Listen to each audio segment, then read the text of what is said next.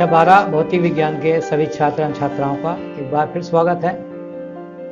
आज हम एक नया टॉपिक प्रारंभ कर रहे हैं, प्रकाश तरंगों का विवर्तन। तो आइए शुरू करते हैं।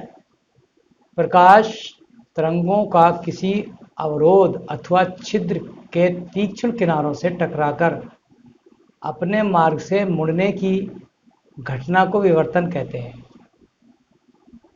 कोई अवरोध हो, किसी बहुत पतला किनारा बहुत बारीक सा हो, तो उससे अगर प्रकाश मुड़ जाता है तो इस घटना को विवर्तन कहते हैं।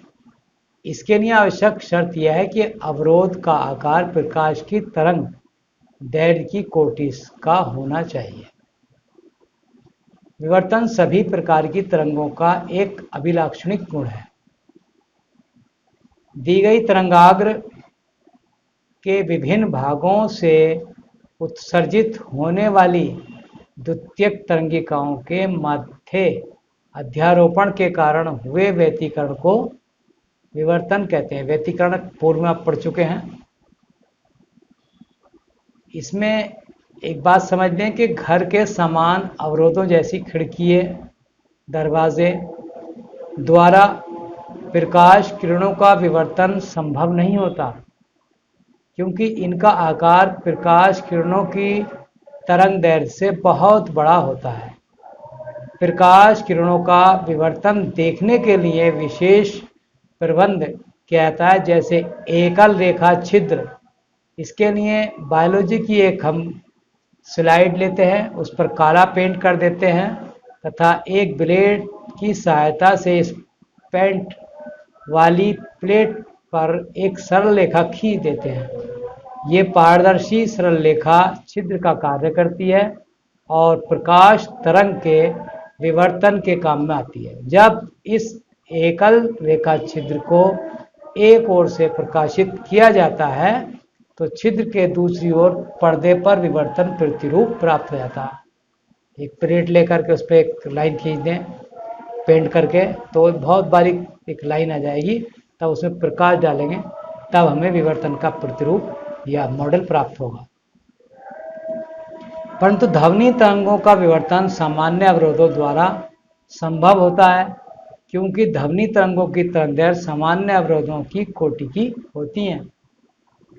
अब एकल झिरी से बने विवर्तन प्रतिरूप मॉडल में झिरी के दोनों सिरों से विवर्तित होकर पर्दे के किसी बिंदु पर पहुंचने वाली दोनों तरंगों के बीच पथांतर, देखिए केंद्रीय अथवा मुख्य उच्चिष्ट के लिए a sin थीटा बराबर 0 अथवा थीटा बराबर 0।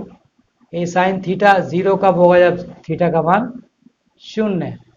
गौण उच्चिष्ट के लिए a sin थीटा बराबर प्लस माइनस 2m+1 ब्रैकेट बंद लैम्डा बटा 2। यहाँ m बराबर 1 2 3 तथा m is not equal to 0। m कभी भी 0 नहीं होगा।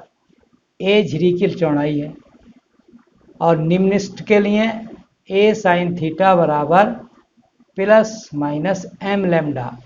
m क्या है? 1 2 3 और m is not equal to 0।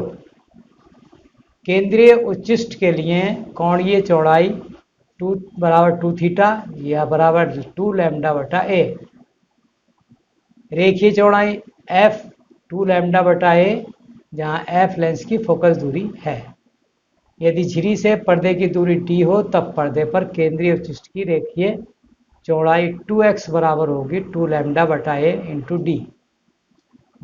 Note क्या है इसमें? देखिए, एक बात का ध्यान रखना है कि झिरी के दोनों किनारों से चलने वाली तरंगिकाओं के बीच कालांतर 2 पाई तथा पथांतर लैम्डा होता है। तो आज का पीरियड यहीं समाप्त करते हैं। कल फिर इसके आगे का शुरू करेंगे। आज अनुमति दीजिए। Thank you.